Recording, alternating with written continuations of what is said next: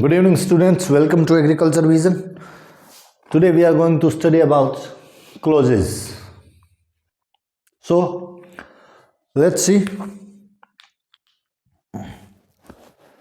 When we start learning English, first of all, we will talk about alphabets.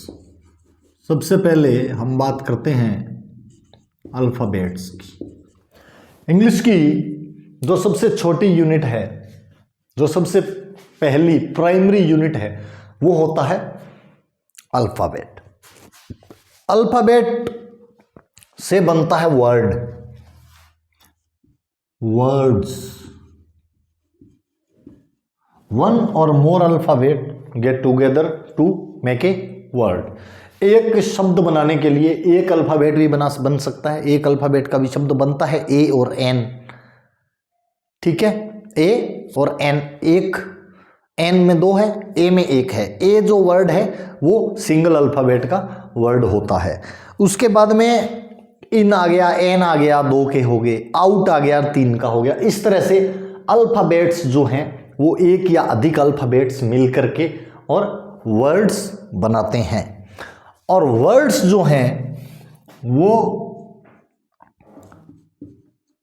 जब to और more words मिल जाते हैं, दो या अधिक वर्ड्स अगर मिलते हैं तो ये बनाता है फ्रेज.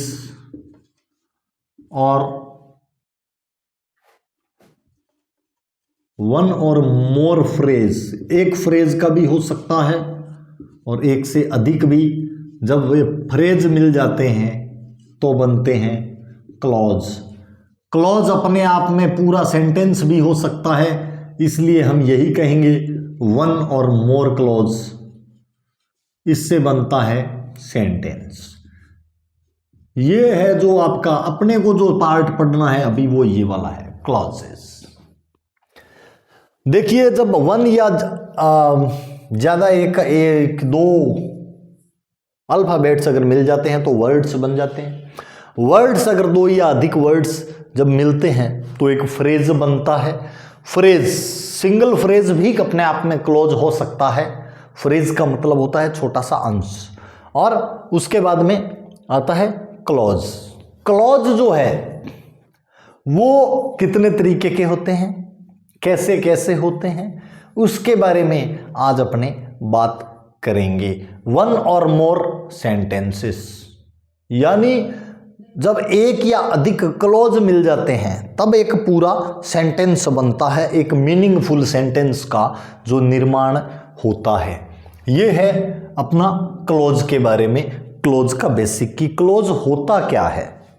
ठीक है, तो क्लॉज होता क्या है इसकी अपने जब डेफिनेशन की बात करेंगे, क्लॉज की अपने बात करते हैं. क्लॉज की डेफिनेशन, क्लॉज की परिभाषा क्या रहेगी. तो देखिए, इसको हम लिखते हैं a group of words which has a complete or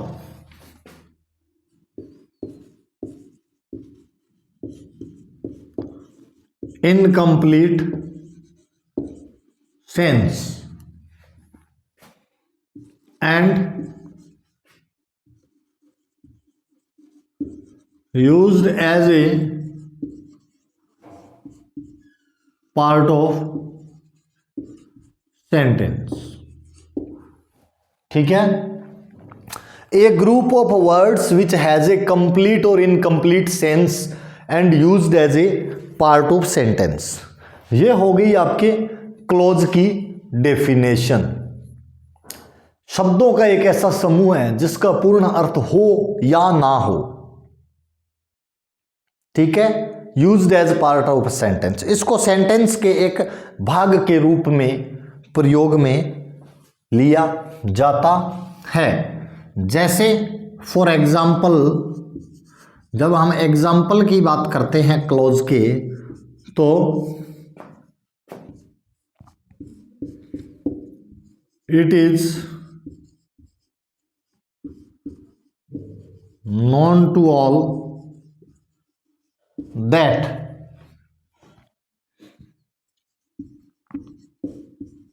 earth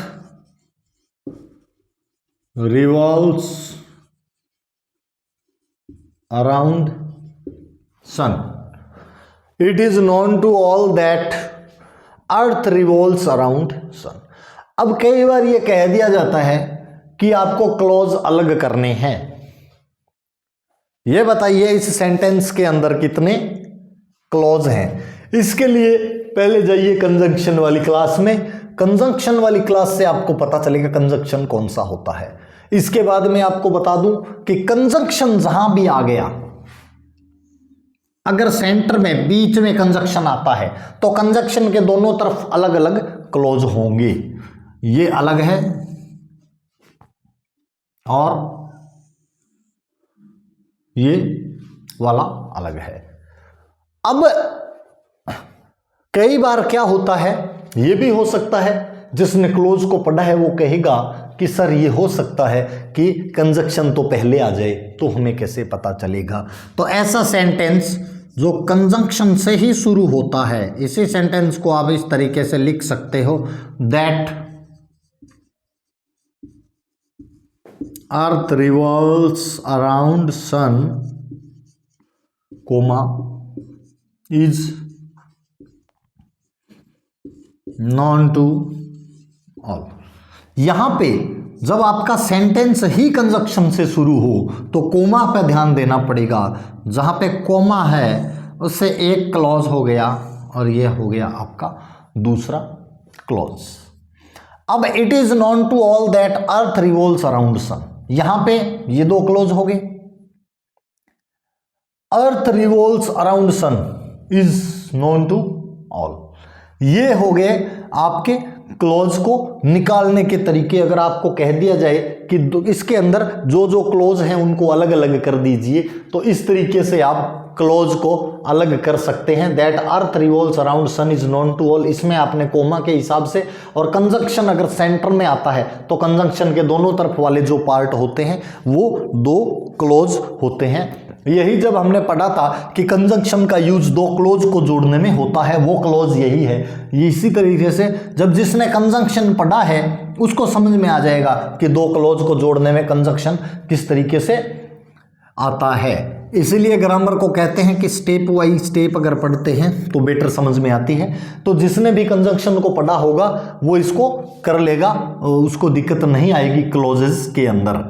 अब जो क्लॉजेज है वो थोड़ा सा लेंथी टॉपिक है, इसमें अपनी 3 या 4 क्लास लग जाएगी, मे बी 5 भी लग जाए, कोई दिक्कत वाली बात नहीं है। क्लासेस लगे तो लगे, क्योंकि अपने ऐसा है ना कि 25-30 मिनट से ज़्यादा करवा नहीं सकते, ये भी प्रॉब्लम है। और डिटेल में करवा रहे हैं, शुरू से लेके स्टेप पॉइंट टू पॉइंट करवाएंगे तो टाइम तो लगेगा। हाँ, अगर शॉर्ट में करवाना हो इसको सीधा, जैसे कुछ ट्रिक्स वगैरह और कि इससे ऐसे हो जाएगा, इससे ऐसे हो जाएगा, पर ये है ना कि अगर आपको किसी चीज़ का कंप्लीट नॉलेज है तो फिर वो एक अलग मैटर करता है। अगर ये रह जाए कि अपने थोड़ी बहुत ट्रिक सीख लेते हैं पर हर चीज़ तो ट्रिक से हल होती नहीं है, इसलिए कहते हैं डिटेल में जाना ही पड़ेगा अगर इसको करना है तो। इसलिए मैं आपको जितने भी टॉपिक करवाए हैं ग्रामर के, स्टेप बाय स्टेप करवा रहा हूँ, शॉर्ट में कुछ भी नहीं है, सारे आप टॉपिक देख सकते हो। जिसको ग्रामर बिल्कुल जिसकी जीरो है वो भी अगर ढंग से पहली क्लास से टेंस से शुरू करता है और उसके बाद में आगे जैसे जैसे पढ़ता चला जाता है तो उसके समझ में आ जाएगी सारी की सारी ग्रामर। क्योंकि जो टेंस है, टेंस के बाद में अपने आगे जो टेंस के आगे वाला जो पार्ट है वो डायरेक्ट इनडायरेक्ट का है, फिर एक्टिव पैसिव का है। इस तरीके से जो आपकी पूरी क्लासेस की डिटेल है वो आपको अच्छे से एक एक चीज़ जो है क्लियर की है, हल्का फुल्का बेसिक भी नहीं छोड़ा है, सारा का सारा क्लियर किया गया है। A group of word which has a complete और incomplete sense and used as a part of sentence. For example, it is known to all that earth revolves around sun, that earth revolves around sun is known to all। 2 तरीके से इसको लिख सकते हैं, लेकिन ये fix रहता है कि जो सेंटेंस अपने को कंप्लीट लगता है ना कि यार ये वाला हिस्सा है ना कंप्लीट है, फीलिंग आती है कि ये हिस्सा जो है ये सेंटेंस हो सकता था, अगर ये नहीं होता तो भी ये सेंटेंस हो सकता था।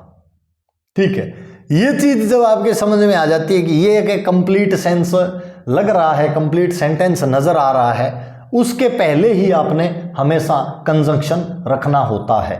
जो एक अधूरा सा सेंटेंस आपको दिखाई देता है कि यार इसका क्या, it is known to all, यहां पे क्या है, it is known to all, देखो यहां पे सब्जेक्ट गायब है, क्या पता नहीं है, या सब्जेक्ट गायब होगा या ऑब्जेक्ट गायब होगा, मतलब उस सेंटेंस का एक उसके अंदर कुछ ना कुछ क्वेश्चन आता है दिमाग में कि जैसे सीधा आप इसको पढ़ा लो कि it is known to all. It is known to all जब आप पढ़ोगे तो इसमें लगेगा यार ये लिखा तो है, सबको पता है, लेकिन क्या पता है, वो गायब है, यानी सब्जेक्ट गायब है, मैटर जो गायब है सारा, तो इसका मतलब है इसके पहले तो नहीं आएगा। अर्थ रिवॉल्व्स अराउंड सन, ये कंप्लीट है, इसमें ना सब्जेक्ट गायब है ना ऑब्जेक्ट, दोनों मौजूद है, तो दैट इसके पहले ही लगेगा।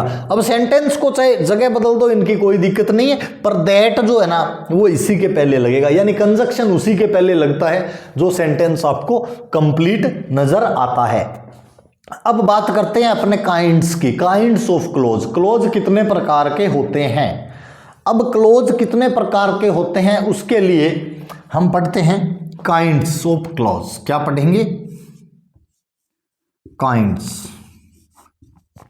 Of close. अब इसमें काइंड्स अलग हैं, सब काइंड्स अलग हैं।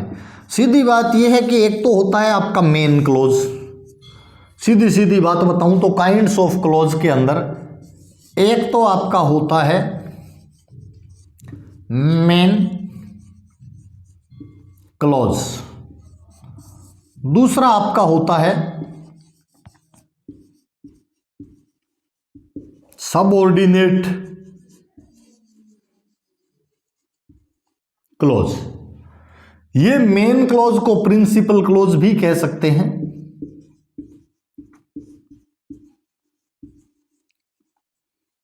मुख्य क्लोज होता है ये मेन क्लोज या प्रिंसिपल क्लोज, और second one is subordinate close. Now अब अपने बात करते हैं अगर सबऑर्डिनेट क्लोज की। जब अपने सबऑर्डिनेट क्लोज की बात करते हैं तो उसके अंदर आप देखोगे कि जो सबऑर्डिनेट क्लोज है वो आगे भी कई प्रकार के होते हैं और अलग अलग तरीके से उनको यूज किया जाता है। तो उसी के तहत कि main clause, principal clause, subordinate clause और काइंड्स ऑफ क्लोज के अंदर आपके आता है it is known to all that earth revolves around sun, that earth revolves around sun is known to all. ये इस तरह की कुछ चीजें हैं जो मेन क्लोज, सबऑर्डिनेट क्लोज का अगर आपको पता है तो देखो उल्टा लगता है। इनकी जब डेफिनेशन के हिसाब से आप चेक करोगे ना तो आपको उल्टा फील होता है। और अपने को करना क्या है, प्रैक्टिकली चीज कि जो प्रैक्टिकली अप्लाई हो वो ही कर सकते हैं अपने। तो उसी के बारे में बात करते हैं कि किस तरह से, यानी जो मेन है ना वो जब पढ़ते हो ना आप अपने हिसाब से, जब अपने पढ़ते हैं तो मेन वाला है ना अपने को अधूरा फील होता है, अपने को मेन वाला लगेगा यार ये अधूरा है, और अगर इसकी डेफिनेशन के हिसाब से देखे, पर वो ऐसा है नहीं। ठीक है, तो इसी के बारे में जो है अपने अब इसके बाद में आगे जो है स्टडी करेंगे। और मेन क्लोज क्या होता है, सबऑर्डिनेट क्लोज क्या होता है, कितने प्रकार के होते हैं, इसके बारे में इसके बाद में अपने बात करते हैं। ठीक है, तब तक के लिए इसको अगर नोट करना है तो कर लीजिए, और नोट नहीं करना है तो इसका एक स्क्रीनशॉट ले लीजिए।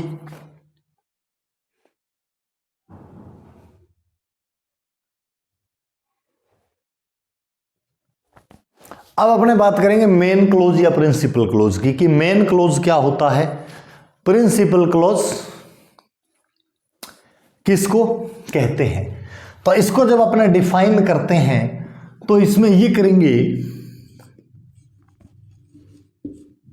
Part of a sentence, sentence का वह भाग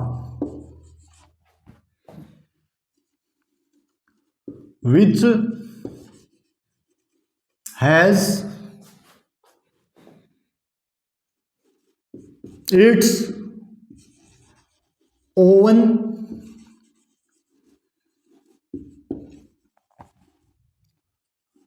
इंडिपेंडेंट मीनिंग। ऐसा सेंटेंस जिसका अपना एक स्वतंत्र अर्थ होता है, पूर्ण अर्थ होता है। ठीक है, ये किसी भी सेंटेंस पे अपने अर्थ के लिए डिपेंड नहीं करता, अपने मीनिंग के लिए किसी पे डिपेंड नहीं करता। लेकिन सबऑर्डिनेट क्लोज, जो सबऑर्डिनेट क्लोज है उसकी जब आप बात करते हो तो सबऑर्डिनेट क्लोज में आपके माइंड सेट में क्या आएगा? सबऑर्डिनेट क्लोज की जब बात करोगे तो आपके माइंड में यह आता है कि देखिए सबऑर्डिनेट क्लोज जो है वो जैसा नाम से लगता है कि सबऑर्डिनेट, सबऑर्डिनेट का मतलब है अधीन, किसी के अधीन होना। यानी ये जो है इस मेन के अधीन होता है, यानी अपने अर्थ के लिए ये किस पे डिपेंड करता है? ये मेन के ऊपर डिपेंड करता है। अब अर्थ के लिए, सेंस के लिए कैसे मेन पे डिपेंड करता है उसकी भी बात करेंगे। देखिए लिखेंगे it is a part of sentence which has not an independent meaning and its sense depends on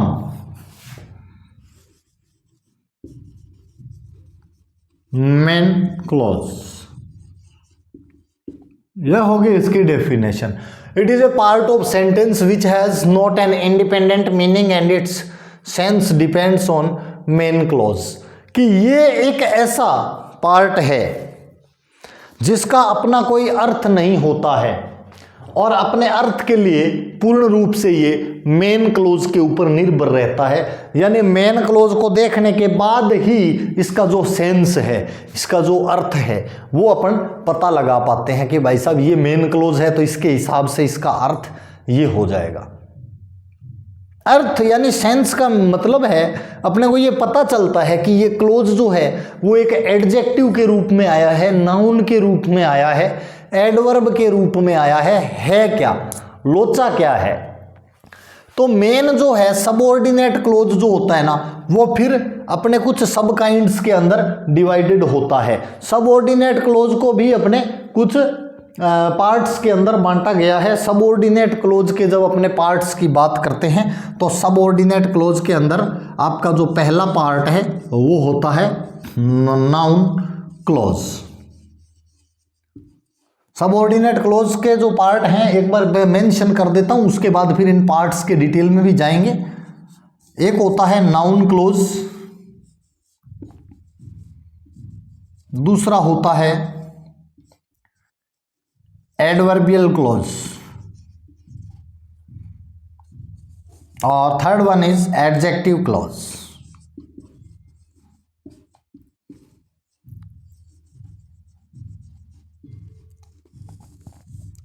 ये जो है आपके पार्ट हो गए क्लोज के, कौन कौन से? सबऑर्डिनेट, ये क्लोज के पार्ट नहीं कह सकते इनको आप, सबऑर्डिनेट क्लोज के। देखो जब क्लोज की बात करें तो mainly clause is divided into two parts, one is main clause और principal clause, second one is subordinate close.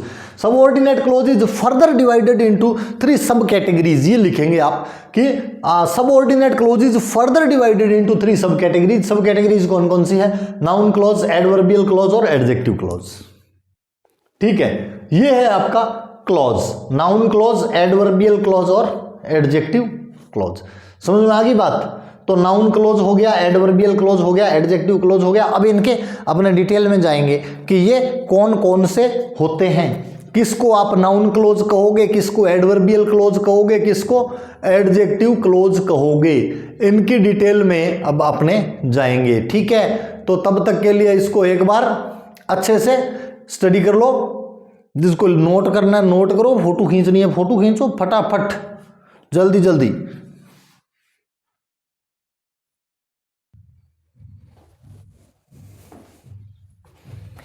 अब बात करते हैं सबऑर्डिनेट क्लोज की।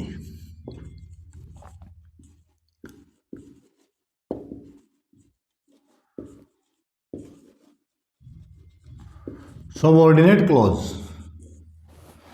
सबऑर्डिनेट क्लोज के बारे में कैटेगरीज पे जाएंगे तो कहते हैं फर्दर डिवाइडेड इनटू 3 कैटेगरीज। क्या लिखेंगे? फर्दर डिवाइडेड इनटू 3 सब categories.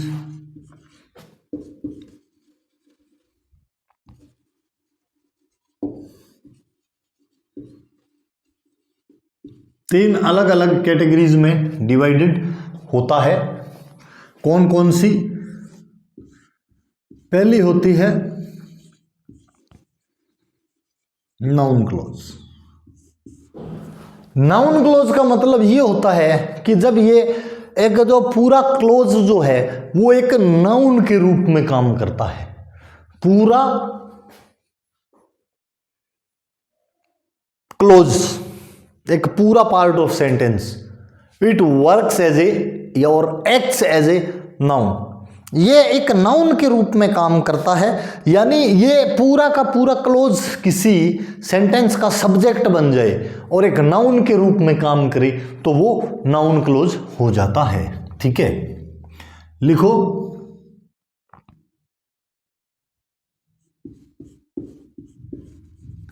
It is known as a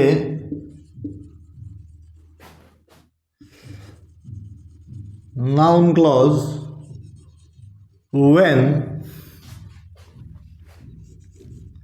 it acts as a noun, it acts as a noun as a subject or object. It acts as a noun as a subject or object for the sentence. कि ये sentence के लिए एक subject के रूप में कार्य करे या ऑब्जेक्ट के रूप में, लेकिन कार्य करे कैसे? नाउन बनकर।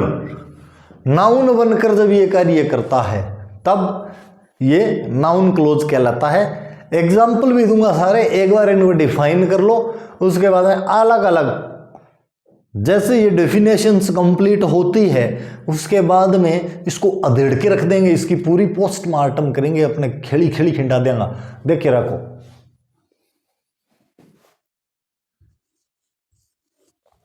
इसके बाद में आता है एडवर्बियल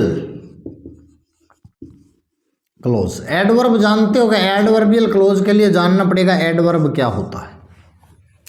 एडवर्ब तो अभी पढ़ाया नहीं है, वर्ब पढ़ानी है और एडवर्ब पढ़ाने हैं, दोनों बाकी पढ़े हैं।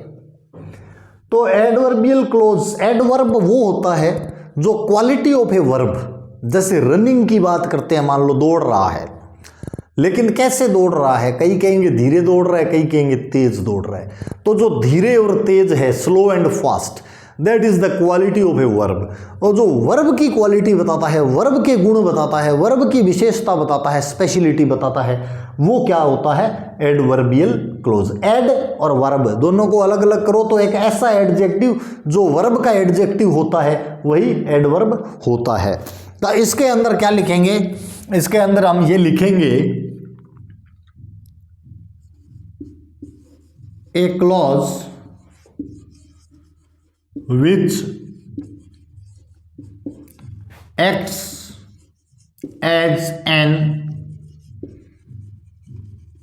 adverb।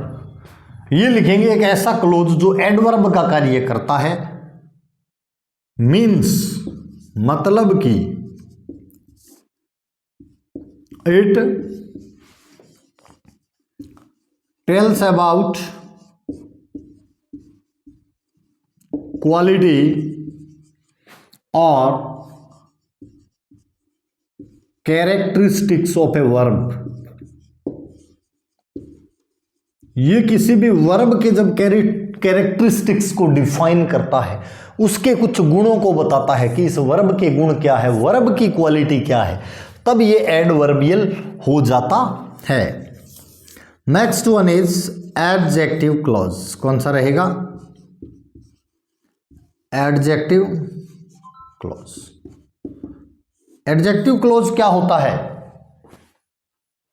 कहीं तो भापड़ा पूछा गुरु जी क्या सग खाई जगो बा विधि और बताओ इन्हें खानों की है नहीं। तो एडजेक्टिव क्लोज जो है, एडजेक्टिव क्लोज की जब अपने बात करते हैं तो एडजेक्टिव क्लोज में क्या होगा, जैसे एडवर्ब है उसकी जगह आ जाएगा a clause which acts as an adjective, a clause which acts as an adjective होता है विशेषण, एक ऐसा वर्ड जो सब्जेक्ट या ऑब्जेक्ट की क्वालिटी बताता है, वो आपका एडजेक्टिव होता है। तो यहां पे लिखेंगे means it describes about, tells about, explains about. कोई लिख लेना, कंफ्यूज ना हुई होगा, ऊपर टेल्स लिख दियो, नीचे एक्सप्लेन्स लिख दियो, कुछ भी लिख सकते हो आप। Describes, mentions, tells, explains, English की बहुत लंबी चौड़ी पड़ी है, खुलो मैदान है। It explains about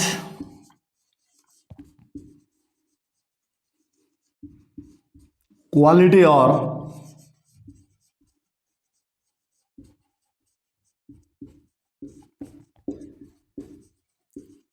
characteristics of a subject और एन ऑब्जेक्ट। या तो एक सब्जेक्ट की क्वालिटी बताता है, उसके कैरेक्टरिस्टिक्स बताता है, या एक ऑब्जेक्ट की क्वालिटी बताता है, या उसके कैरेक्टरिस्टिक्स बताता है। ये आपका जो है क्लोज का बेसिक है। क्लोज का क्या है? बेसिक।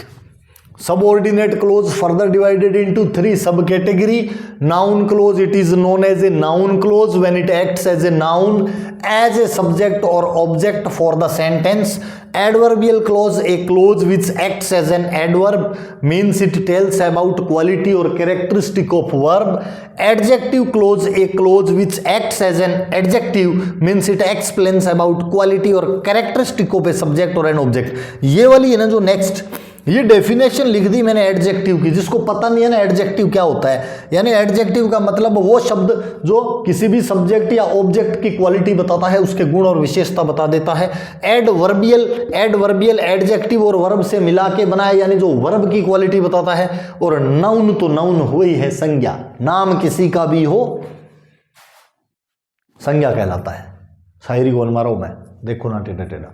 तो सबऑर्डिनेट क्लोज जो है उसके बारे में इतनी है आपकी बेसिक डिटेल, ठीक है। इसके बाद में जब अपने फर्दर स्टडी करेंगे, जो इसके बाद वाला जो अपना पार्ट है उसके अंदर, कि अब कैसे एग्जाम्पल्स के साथ में कि कैसे पता चले कौन सा मेन क्लोज है, कौन सा एडवर्बियल क्लोज है। सूंघ सूंघ के देखेंगे सबको और बताएंगे आपको कि किस में से कैसी स्मेल आती है, तब पता चल जाएगा, ठीक है। जैसे ही सूंघोगे ना तो हर एक के अंदर से एक अलग स्मेल आएगी, और उस स्मेल से पता चल जाता है कि ये कौन से टाइप का एडजेक्टिव है। कैसे सूंघना है, कैसे स्मेल करना है, वो तरीका अगर जानना है तो भाई क्लास लगानी पड़ेगी। अगर सीधे देखते हो कि ना जी आता है हमारे को तो पहले से, अब मेरे को भी पता है आपको आता है, सब कुछ आता है, पर फिर भी ऐसे यार आता है ना तो भी पढ़ लिया करो, कोई दिक्कत नहीं है। पढ़ने में क्या है, 2 बार पढ़ोगे तो और पक्का हो जाएगा, है कि नहीं। तो देखो ऐसी बात है भाइयों कि ढंग से पढ़ लो, काम आएगा। और अलेर बैठे के इंग्लिश कई न बैठ की जहां आती है ना वहां गोड्डे टिकवा देती है। इसकी अगर बेसिक नॉलेज भी है तो फिर ये हार्ड नहीं है। अब इस क्लोज को वो आदमी पढ़ेगा जिसको पता ही नहीं है, तो ये तो कोई भी काम पहली बार करते हो तो हार्ड ही होता है ना, है कि नहीं। नंबर मांग लियो कि पहली बारी मांगो जन 100 का सा, कौन मांगी जन, डर लगता है, जूत पड़ सकते हैं। लेकिन एक बार मांग लेते हो ना, फिर अभ्यस्त हो जाते हो, फिर कई बार मांगते हो। तो यही एक है इसका जो कारण जो मैंने बताया है कि एक बार जब पढ़ोगे तो थोड़ा अजीब सा लगेगा, लेकिन जैसे जैसे पढ़ते चले जाओगे, अगर थोड़ा थोड़ा माइंड में सेट होता जाएगा, कुछ पहली बार में समझ में आएगा, कुछ दूसरी बार में आएगा, तो धीरे धीरे एक बार क्लास लगा लो, एक बार बुक पढ़ लो, इतने में लगभग 70% तो क्लियर हो ही जाता है। उसके बाद की बात है, या इसमें कोई फायदा नहीं है, ऐसे वीडियो मत ढूंढा करो कि 30 मिनट में कर लें क्लोज, ना तो आज तक होया ना होएला, सीधी बात है भाई। क्लोज का शॉर्टकट मारोगे ना तो हो ही नहीं सकता। मैं बताऊं था ना, कोई नहीं करवा सकता शॉर्टकट में क्लोज। क्लोज में क्या करोगे, क्लोज आता है, क्लोज के आपको सिर्फ टाइप पता होते हैं, उसके बाद में फिर इसका सिंथेसिस आ जाता है, दोनों को जोड़ो। अब कहाँ क्लोज लगाना है, किसके साथ में हार्डली लगाना है, किसके साथ में स्कैर्सली लगाना है, कहाँ पे सूनर लगाना है, क्या दा सूनर लगाना है, ये सारी की सारी चीजें है ना, ये तुम्हारा खोपड़ा घुमा के रख देगी और पल्ले फेर भी नहीं पड़ना, ये पक्की बात है। खोपड़ी घूम जानी, पल्ले फेर भी नहीं पड़ना शॉर्टकट में। इसलिए अगर इसको डिटेल से एक बार पढ़ते हो, बात वहीं पड़ जाएगी। डिटेल में एक बार पढ़ोगे ना तो 4 घंटे का मसला है सारा। अरे शॉर्टकट में 20 बारी पढ़ोगा तो 8 घंटा को मसलो है।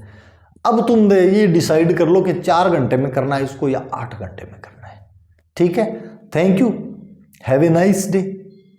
धन्यवाद आप सबका। वीडियो आप अच्छी देख रहे हैं, अच्छा रिस्पॉन्स मिल रहा है, लाइक कर दें, सब्सक्राइब कर दें और बेल आइकन भी दबा दें। जैसे जैसे क्लास आएगी आपको मिलता रहेगा नोटिफिकेशन। ठीक है, thank you, have a nice day.